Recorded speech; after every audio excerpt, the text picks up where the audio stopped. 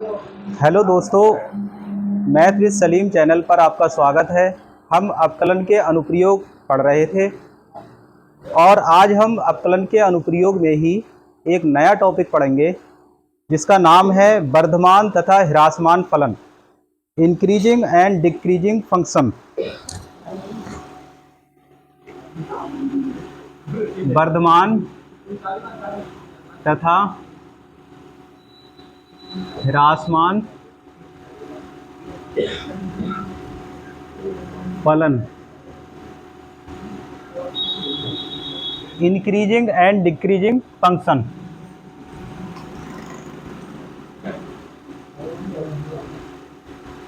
Increasing and decreasing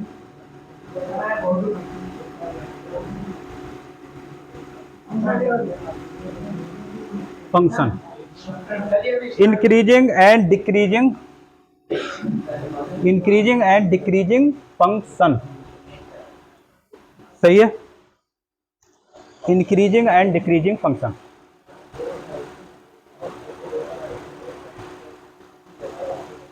इसमें हम सबसे पहले आप ये समझे भाई साहब, पहले वर्धमान समझे, वर्धमान आखिर क्या है और फिर ह्रासमान क्या है।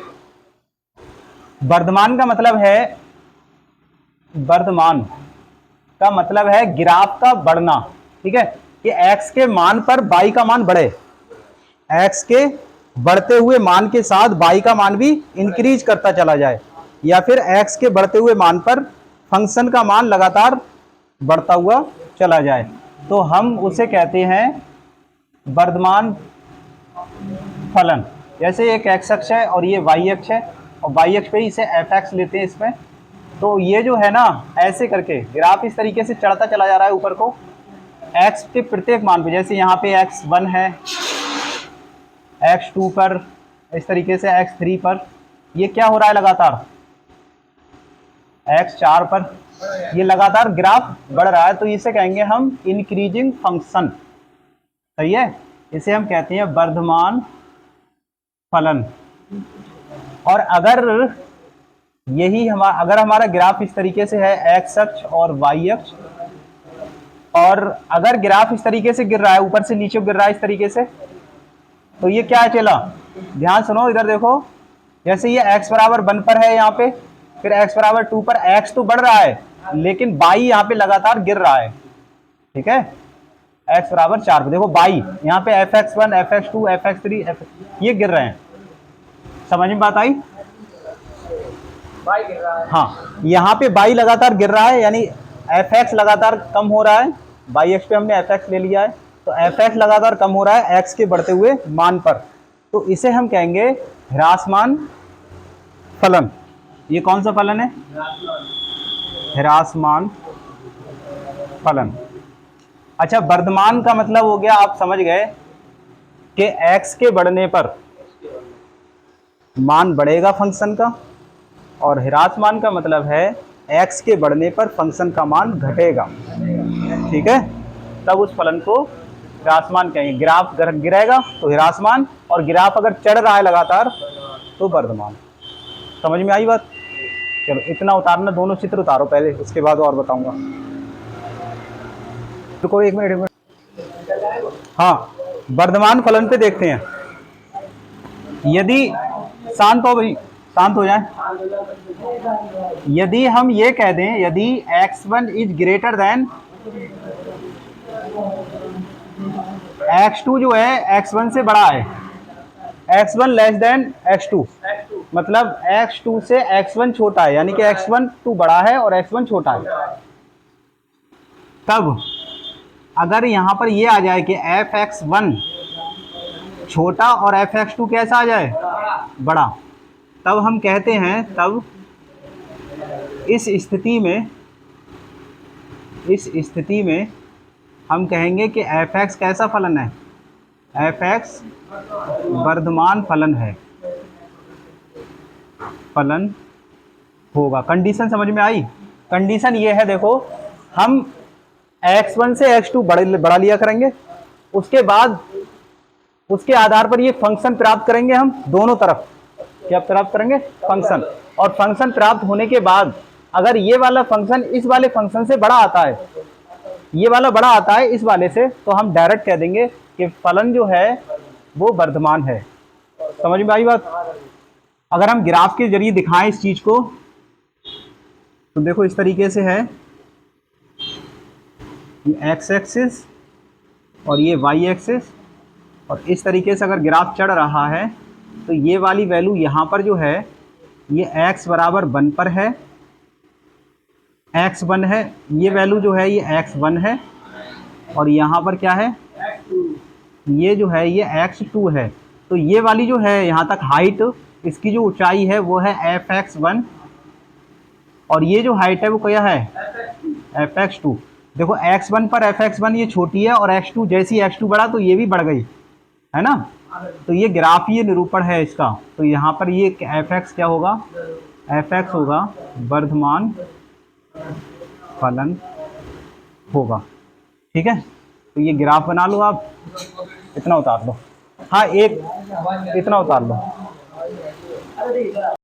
ठीक, यदि हम इसे अवकलन करके देखें तो अवकलन से हम कैसे पहचानेंगे कि फलन जो है इंक्रीजिंग है या फिर डिक्रीजिंग है। तो यहां पर एक चीज और समझ लें, यदि किसी अंतराल पर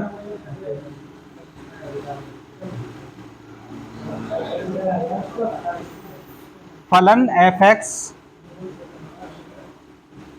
fx का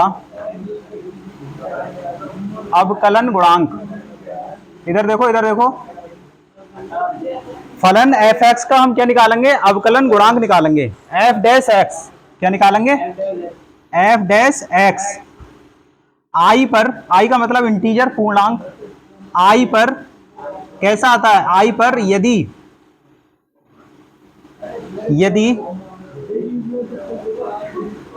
पर यदि धनात्मक आता है, इधर सुनो भाई, कैसा आता है, धनात्मक, यानी कि पॉजिटिव वैल्यू आती है, पॉजिटिव आता है, तब वह फलन वर्धमान होगा। समझ में आया? तो हमारे पास दो तरीके हैं सवाल को हल करने के, एक तो ये मेथड है और एक अवकलन का। अवकलन करेंगे हम और किसी बिंदु i पर हम f डैश x निकालेंगे, अगर वो आपका पॉजिटिव आता है, किसी इंटीजर पे हम f डैश x निकालेंगे, और अगर वो कैसा वैल्यू आती है, धनात्मक मान आता है, तो हम कह देंगे डायरेक्ट कि वह फलन वर्धमान है। समझ में आई? ठीक, उतार लो ये, इधर देखिए, अर्थात f डैश x क्या होगा चेला, 0 से बड़ा होगा, क्या होगा, 0 से बड़ा। हाँ, धनात्मक का मतलब है 0 से बड़ा। क्या पढ़ना है, अंतराल, इंटरवल बोलते हैं इसे अंग्रेजी में।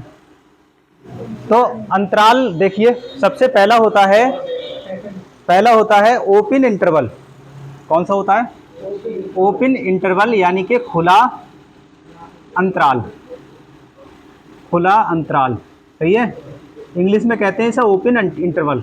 अच्छा, खुले शब्द को हम विवृत भी कहते हैं, इसका एक दूसरा नाम है विवृत। क्या नाम है, विवृत अंतराल। ठीक है, कौन सा अंतराल है, विवृत अंतराल। यदि a से b बड़ा है, a छोटा है, समझ में आई, और उसके बाद और समुच्चय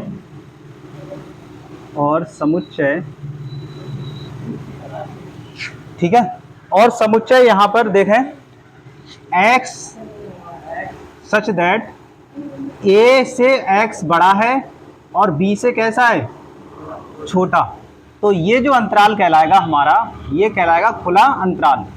समझ में आया? तो इसे किससे प्रदर्शित करेंगे, इसे हम ऐसे लिखेंगे छोटे कोष्टक में a, b, तो ये कहलाता है हमारा खुला अंतराल। क्या कहलाता है, खुला अंतराल। ठीक है, यहां पर एक चीज ये समझने की है कि अगर आपको जैसे सपोज करिए आपको एक यहां दे रखा है 6 और यहां दे रखा है 10 और बीच में कॉमा लगा है और इधर लिखा है एक्स सेट ऐसे करके लिख दिया हमने। शांत हो जाओ, हमने ये लिखा, यहाँ एक्स सेट लिखा और यहाँ 6 लिखा और यहाँ लिखा 10, बीच में कॉमा है। कौन सा इंटरवल है पहले ये बताओ?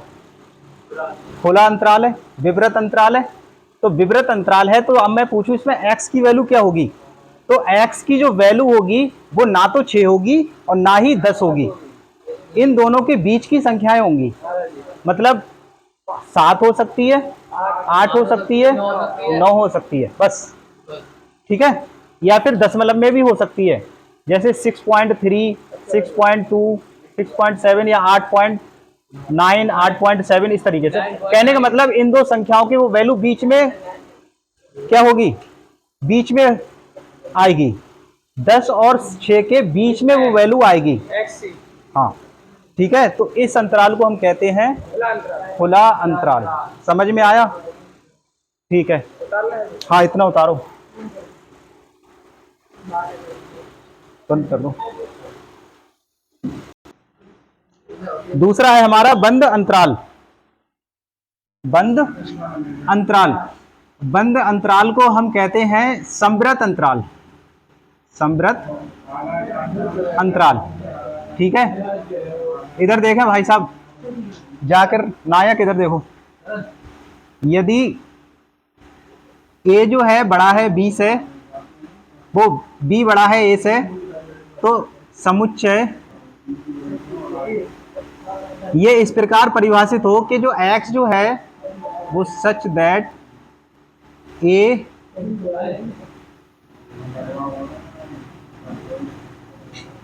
देखो x यहां a से बड़ा है और b से क्या है? छोटा। इसके साथ साथ ये इक्वल भी है। कैसा है? इक्वल भी है। मतलब x जो है a से बड़ा है और x a के इक्वल भी है, बराबर भी है, और यहाँ b से छोटा है x और b के इक्वल भी है। तो ये कहलाता है हमारा बंद अंतराल। ठीक है, इसे किससे प्रदर्शित करते हैं? बड़े कोष्टक में रखते हैं ऐसे करके a, b।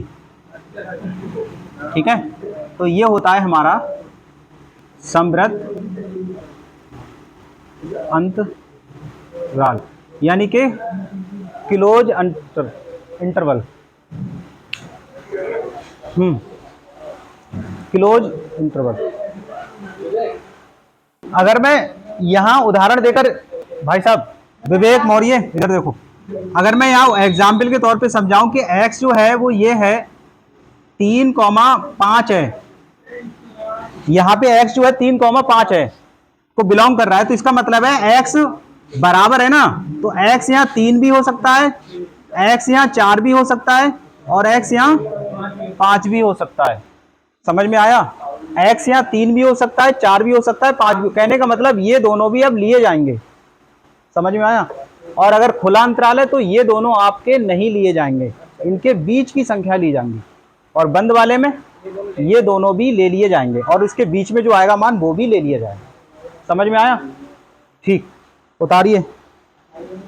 अर्ध, अगर हम बात करें, हम ये कहें अर्ध विवृत अंतराल। अगर ये अंतराल है तो यहां कैसे लिखोगे? तो यहां से देखो अर्ध विवृत, तो जो स्टार्टिंग होगी वो विवृत से होगी। कहां से होगी? विवृत से। तो विवृत देखो, ये छोटी ब्रैकेट विवृत होती है, तो ए लिखो और ऐसे करके। आधा विवृत है तो इसका मतलब आधा संवृत है, आधा विवृत है तो आधा संवृत है, तो बी जो है ये बड़ी ब्रैकेट आ जाएगी। ठीक है, और अगर हम ये कहें अर्ध संवृत अंतराल, तो इसका मतलब क्या है? इसका मतलब है कि स्टार्टिंग होगा इससे ए और क्लोज होगा इस पे। ठीक है, तो ये होते हैं, ये अर्ध विवृत अंतराल हो गया। देखो ये अर्ध विवृत अंतराल इस तरीके से a, b। ठीक है, और ये अर्ध संवृत अंतराल इस तरीके से। जो नाम होगा पहले, जो इधर नाम होगा वो कोष्टक यहाँ पहले बनेगा, ये याद रखो। यहाँ अर्ध विवृत है तो विवृत वाला कोष्टक बनाएंगे, और अर्ध समृद्ध है तो समृद्ध वाला, यानी बड़ा वाला कोष्टक। हाँ देखो देखो, यदि ए जो है कोई वास्तविक संख्या है, ये कोई वास्तविक संख्या है, अब एक एक करके खुद बताना आप मुझे। यदि मैं ये कह दूं कि x सेट है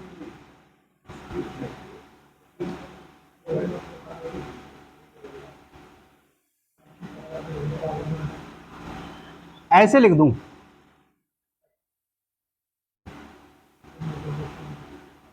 इस तरीके से लिख दूं, ठीक है, तो इसका क्या अर्थ है? अगर मैंने ऐसे करके लिखा भाई साहब, अगर मैंने इस तरीके से लिखा तो इसका अर्थ क्या है? इसका मतलब है ये ओपन इंटरवल है, खुला अंतराल है। और ये कहां से कहां तक है? देखो यहां पर जो है ए से शुरू हो रही कहानी, ए से छोटा है ना x, ए से छोटा है, कितना छोटा है, कितना छोटा है, यहाँ पे दिया ही नहीं कितना छोटा है, तो जब दिया नहीं है तो अनंत छोटा मानेंगे। कितना छोटा है? अनंत। और अनंत छोटे के लिए माइनस यूज करते हैं, तो ए से कितना होगा? Minus infinite. इसका मतलब है ये इस तरीके से लिखा जाएगा, माइनस अनंत कॉमा ए। समझ में आया? अब आगे सुने, यदि मैं यहां पर ऐसे करके लिख दूं एक्स एक्स और इस तरीके से लिखूं, अब बताओ क्या लिखा जाएगा? कौन? ध्यान से देख लो, बंद कब आएगा? जब इक्वल होगा। इक्वल है इसमें? नहीं है, खुला ही है, तो कैसे लिखा जाएगा बताओ? हाँ, ए से प्लस इनफाइनाइट। अब देखो बड़ा है ना एक्स, बड़ा कितना बड़ा है? अनंत तक है ना, तो यहाँ पे क्या आ जाएगा? ए कॉमा इनफाइनाइट। ठीक, अब आगे देखें, यदि मैं ऐसे लिखूं, बताओ अब ये क्या, इसको कैसे लिखोगे? इसको कैसे लिखोगे? ये देखो पहला ये जो है ए से बराबर है और ए से छोटा भी है एक्स, तो बराबर और छोटे के लिए ये बनता है, बराबर और छोटे के लिए ये बनता है कोष्टक।